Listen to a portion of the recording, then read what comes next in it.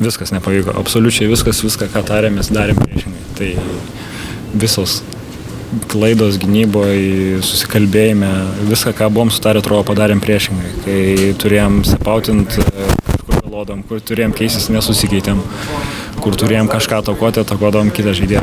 Viską darėm priešingai, ką turėjom rungtynių planetai. Ar šitam sezone neteko susidurti su tokiu fiziškumu, labiausiai ir išmušė iš vėžių, ar buvo kažkokie kiti dalykai?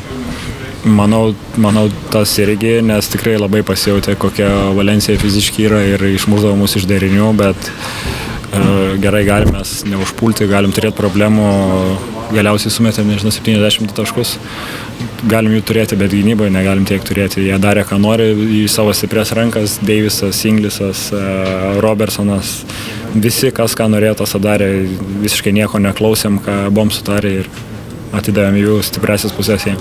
Kaip antroji pusėje pavyko tą žaidimą išlyginti bent jau antros pusės rezultato prasme? Man atrodo, nepavyko. Sakė, turėjom atkarpą 9-0, bet ir tai, manau, mums pasisekė, nes netgi su tuo sportu darėm tragiškų klaidų. Tai net jie gal labiau prametė kažkokius metimus ar klaidas padarė, bet, susisakau, tas sportas buvo turbūt vienas geriausių, bet ir jis buvo, ta atkarpa buvo tikrai nei graži, nei gera. Po gero kamuolio judėjimo pavykdavo susikurti progų ir atakuoti iš toli, bet krisdavo tik kas 5 tritaškis.